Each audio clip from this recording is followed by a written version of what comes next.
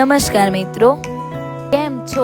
અને ફરીથી મળી રહ્યા છે આપણા બાળકોના ઘરમાં, એટલે કે શિક્ષણ એ જ કલ્યાણ સંકુલમાં. મોસ્ટ ઓફ કોઈ જગ્યાએ બાળકનું અનાથ આશ્રમ હોય તો ત્યાં 200, 250 કે પછી 500 બાળકો રહેતા છે, પણ અહીં કેટલા બાળક રહે છે તમને અંદાજો છે? 1000 થી પણ વધારે. જી હા, તમને અચંબો થતો હશે, પણ આ વાત સાચી છે કે 1000 થી પણ બાળકો અહીં રહે છે. એમને અમે જમાડીએ છીએ, ભણાવીએ છીએ, તેના સિવાય બીજી બધી ફેસિલિટીઝ પણ પૂરી પાડીએ છીએ, તે પણ બિલકુલ નિઃશુલ્ક. જી હા, નિઃશુલ્ક. કારણ કે ભણતરથી મોટું કઈ વસ્તુ નથી, અને બાળકો તો આપણા ભારતનું નહીં પણ આખા વર્લ્ડનું ભવિષ્ય છે, અને તે માટે આપણે બધાને ભણાવીએ છીએ. અને આ બાળકો માત્ર ખેડા જિલ્લાના નહીં, પરંતુ આપણા ગુજરાતના બધા જિલ્લાના છે, અને તે બાળકો અહીં અલગ અલગ જગ્યાથી માત્ર અને માત્ર ભણવા અને તેમના ધ્યેયો પૂરા કરવા આવ્યા છે.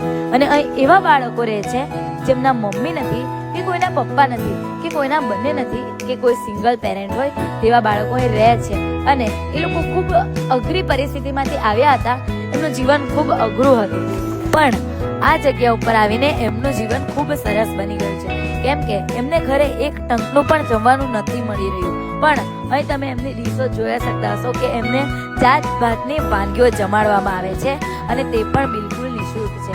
તો તમારી આસપાસ પણ તમને કોઈ મા બાપ વિહોણું કે પછી પરિસ્થિતિના લીધે ભણતરમાં પાછળ પડતું હોય તેવું બાળક દેખાય તો જલ્દીથી અમને કોન્ટેક્ટ કરજો, અથવા તો તમે અહીં મૂકી જજો. અમે અહીંને રાખી લઈશું અને તેની સાથે એ બાળકને સારામાં સારું ભણતર અને સંસ્કાર આપીશું.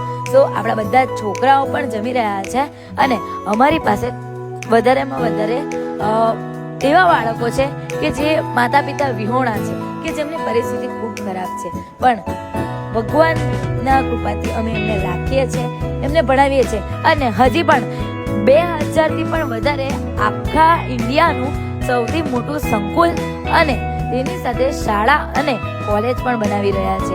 તે પણ એકદમ નિઃશુલ્ક બાળકોને ભણાવવામાં આવશે. અને આજના આપણા દાતા પણ તમે જોઈ શકતા હશો, અને આપણી દીકરીઓ પણ જોઈ શકતા હશો. અને તમને એમ પ્રશ્ન થતો કે અમારા બાળકો સ્કૂલે કેમ જતા હશે? તો અમારી પાસે 6 થી 6 બસો છે, તેમાં જાય છે, અને અમારી સરસ મજાની બાળકોનું ઘર છે, એટલે કે શિક્ષણ કલ્યાણ છે. Thank you so much.